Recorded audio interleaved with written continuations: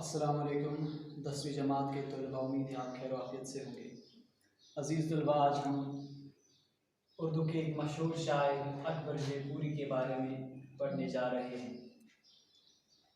اکبر جے پوری جو تھے، جو کہ راجستھان کے شاعر تھے،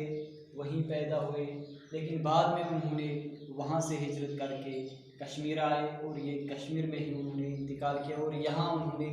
اردو زبان ادب کو فروغ بخشا۔ تو آج ہم اسی شخصیت کے بارے میں پڑھنے جا رہے ہیں۔ ان کا اصل نام تھا سید محمد اکبر، جو کہ ان کا اصل نام تھا، اور اکبر ہی تخلص کرتے تھے، یعنی جو ان کا قلمی نام تھا، جس قلمی نام سے لکھتے تھے وہ اکبر تھا، لیکن اکبر ان کا اصل نام بھی تھا۔ اور جے پوری اس وجہ سے ان کو کہا جاتا ہے کیونکہ یہ جے پور میں پیدا ہوئے ہیں، پیدائش کی جگہ جے پور ہے، ان کی ولادت وہاں پر ہوئی، اس وجہ سے ان کو اکبر جے پوری کہا جاتا ہے۔ اور ان کی ولادت ہوئی ہے 1928 عیسوی میں جے پور راجستھان میں۔ جے پور راجستھان میں ایک جگہ ہے جہاں پر ان کی پیدائش 1928 عیسوی میں ہوئی، اور یہ 20ویں صدی کے شاعر تھے، یعنی 20ویں صدی میں انہوں نے جنم لیا اور 20ویں صدی میں اردو زبان و ادب کو فروغ بخشا۔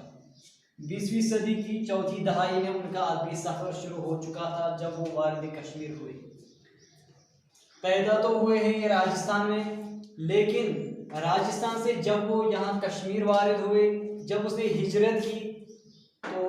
اس وقت 1930 اور 1940 کے درمیان کا عرصہ تھا، یعنی چوتھی دہائی تھی 20ویں صدی کی، اور اس وقت انہوں نے شاعری کا آغاز کیا تھا، اور یہاں آ کے پھر اس نے شاعری باقاعدہ طور پر شروع کی، لیکن آغاز تو اس سے پہلے ہو چکا تھا۔ اور اس سے ہمیں پتہ چلا کہ 20ویں صدی کی چوتھی دہائی میں اس نے راجستھان سے کشمیر ہجرت کی۔ اور ان کی شاعری جو ہے اس میں غزلیات ہیں، زیادہ تر اس نے غزلیات لکھے ہیں۔ اس کے علاوہ انہوں نے حمد بھی لکھے، نعت اور رسائی نظمیں بھی۔ رسائی نظمیں یعنی مرثیہ نگاری بھی انہوں نے کی ہے، مرثیہ گوئی بھی اس نے کی ہے، اور نعتیں بھی لکھے اور حمد بھی لکھے ہیں۔ اور زیادہ تر انہوں نے جس صنف کی طرف توجہ کی ہے وہ ہے غزل، یعنی غزلیات کی طرف انہوں نے زیادہ توجہ کی۔ ان کے جو شعری مجموعے شائع ہو چکے ہیں ان میں ہیں شمع فروزاں، یہ ان کا ایک اہم شعری مجموعہ ہے جس کا نام ہے شمع فروزاں، اور شباب وطن اس کا دوسرا شعری مجموعہ ہے، اور تیسرا شعری مجموعہ ہے ساز شکستہ۔ اس کے علاوہ فکر و خیال اور فکر و فن، یہ ان کے 5 شعری مجموعے ہیں۔ اور ان شعری مجموعات کو اگر مجموعی طور پر دیکھا جائے ان میں زیادہ تر غزلیات ہیں، اور غزلیات کے علاوہ دیگر اصناف سخن پر بھی اکبر جے پوری نے طبع آزمائی کی ہے۔ اور ان کی وفات کے بعد ایک مجموعہ جو شائع ہوا اس کا نام تھا شگوفے، اور اس میں نظمیں ہیں جو انہوں نے بچوں کے لیے لکھی تھی، اور یہ مجموعہ ان کی وفات کے بعد شائع ہوا۔ اور ان کا انتقال 1998 عیسوی میں حسن آباد رہناواری میں ہوا، یعنی جب وہ راجستھان سے کشمیر آئے تھے، پھر وہ حسن آباد رہناواری، یعنی رہناواری کا ایک علاقہ ہے جس کو حسن آباد کہتے ہیں، وہیں پر اس نے اپنی زندگی گزاری، اور ان کا انتقال بھی وہیں پہ 1998 عیسوی میں ہوا۔ تو ایک مختصر سا جائزہ ان کی زندگی کے بارے میں تھا۔ اب ہم ان کی شامل نصاب غزل پڑھنے جا رہے ہیں۔ غزل کا پہلا شعر ہے: کس کو معلوم ملے خاک میں منظر کتنے، اپنے آئینے چھپائے ہیں سکندر کتنے۔ یہ اس غزل کا پہلا شعر ہے جس کو ہم مطلع کہتے ہیں۔ اکبر جے پوری اس میں فرماتے ہیں کہ یہ دنیا جو ہے اس کی کوئی ثبات نہیں ہے، یعنی دنیا کی بے ثباتی کا ذکر اس میں کیا ہے۔ شاعر فرماتے ہیں کہ اس دنیا میں بڑے بڑے جو بادشاہ آئے ہیں، جس طرح سکندر کا ذکر کیا ہے، کہا ہے کہ دنیا میں کتنے سکندر آئے ہیں، کتنے بڑے بڑے بادشاہ آئے، کتنی عظیم شخصیتیں آئی، لیکن اس دنیا میں رہنے کی اجازت نہیں دی گئی، یعنی اللہ تعالیٰ نے ہر کسی انسان کو ایک خاص مدت کے لیے یہاں لایا، پھر اس کو اپنے اللہ کے پاس ہی جانا پڑا، یعنی اس دنیا کو چھوڑنا پڑا۔ اس میں شاعر یہی فرماتے ہیں کہ دنیا میں جتنے لوگ آئے ہیں ان کو ایک نہ ایک دن اس دنیا کو چھوڑ کر جانا پڑا، چاہے وہ سکندر بادشاہ ہی کیوں نہ تھا۔ یعنی شاعر فرماتے ہیں کہ اس دنیا کی پرماننس نہیں ہے، یعنی یہ دنیا جو ہے، دنیاوی زندگی جو ہے، یہ کسی کے لیے ہمیشہ کے لیے نہیں ہے، یہ ہمیشہ رہنے والی نہیں ہے، اور ایک نہ ایک دن ایک انسان کو اسی خاک میں جانا ہے جس خاک سے اس کو پیدا کیا گیا ہے۔ اور اس شعر کو پڑھنے کے بعد میں آپ کو ایک بات ضروری بتانا چاہوں گا کہ اس میں شاعر نے ایک تاریخی بادشاہ کا ذکر کیا ہے۔ جس شعر میں شاعر کسی تاریخی واقعہ، تاریخی بزرگ، کسی شخص کا ذکر کرتا ہے اس کو ہم سنت تلمیہ کہتے ہیں۔ سنت تلمیہ وہ سنت ہوتی ہے جس شعر میں شاعر کسی تاریخی واقعہ کا یا کسی تاریخی شخصیت کا ذکر کرتا ہے، اسی کو ہم سنت تلمیہ کہتے ہیں، اور اس میں سنت تلمیہ کا ذکر کیا ہے۔ اور دوسرا شعر ہے تشنہ لب تر ساکیے پیاس لے آنکھوں میں، اور محلوں میں چھلکتے ہیں رہے ساگر کتنے۔ اکبر جے پوری اس شعر میں حکومت وقت پر طنز کرتا ہے اور کہتا ہے کہ دنیا کے جو باقی لوگ ہیں، جو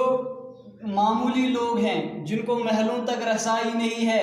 جن کو حکمرانوں تک رسائی حاصل نہیں ہے، وہ تو تشنہ لب ہے، یعنی وہ پیاسے ہیں، ان کو مختلف چیزوں کی ضرورت ہے، لیکن محلوں میں رہنے والے وہ حکمران جو ہیں وہ تو اپنے مزے لے رہے ہیں، لیکن انہیں ان رعایا کی کوئی پرواہ نہیں، وہ ان کی فکر نہیں کرتے ہیں۔ اور یہاں پر جو شاعر جو ہے وہ ان حکمرانوں کو، جو ظالم حکمران ہیں، جو لوگوں کے لیے، رائے عامہ کے لیے کوئی کام، کوئی اقدام نہیں کرتے۔ اور تیسرا شعر ہے پرچم امن لیے پھرتے ہیں شہروں شہروں، آستینوں میں چھپائے ہوئے خنجر کتنے۔ اس میں شاعر نے ان لوگوں کا ذکر کیا ہے جو اپنی زبان سے یہ کہتے ہیں کہ ہم امن کے حامی ہیں، ہم دنیا میں امن قائم کرنا چاہتے ہیں، لیکن اگر دیکھا جائے حقیقت یہ ہے کہ وہ لوگ ایسے ہوتے ہیں، ان کے ہاتھ میں خنجر ہوتے ہیں، تلوار ہوتی ہے، وہ لوگوں کو تقسیم کرنا چاہتے ہیں، چاہے وہ مذہب کے نام پہ، چاہے وہ سیاست کے نام پہ، چاہے کسی اور چیز کے نام پہ، وہ لوگوں کو بانٹتے ہیں، تقسیم کرتے ہیں، دنیا میں خون خرابہ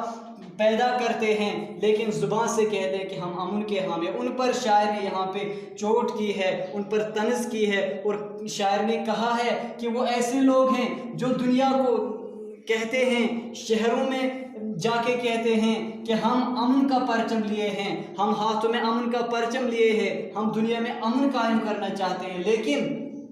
حقیقت یہ ہے کہ وہ کیا ہے، وہ امن قائم نہیں کرتے ہیں، بلکہ ان کے ہاتھ میں خنجر ہے، وہ لوگوں کو قتل کر دیتے ہیں، لوگوں کو آپس میں تقسیم کرتے ہیں، اور پھر دنیا میں خون خرابہ پیدا کرتے ہیں۔ چوتھا شعر ہے کس طرح دیتا صدا مجھ کو پتہ یاد نہ تھا، یوں تو بستی میں نظر آئے کھلے در کتنے۔ اس میں شاعر اپنے محبوب سے مخاطب ہو کر کہتا ہے کہ اے میرے محبوب، جب میں اس دنیا میں تکلیفوں میں مبتلا ہو گیا، پھر میں نے چاہا کہ میں آپ کے پاس آؤں، لیکن دنیا اس بستی میں جہاں آپ کا گھر تھا، وہاں تو ہر گھر کا دروازہ جو وہ کھلا تھا، لیکن مجھے آپ کا دروازہ پتہ نہیں تھا، مجھے آپ کا وہ پتہ معلوم نہ تھا کہ آپ کا دروازہ کون سا ہے، اس لیے میں آپ کے پاس نہیں آیا۔ اس کے بعد پانچواں شعر ہے جو اس کا آخری شعر ہے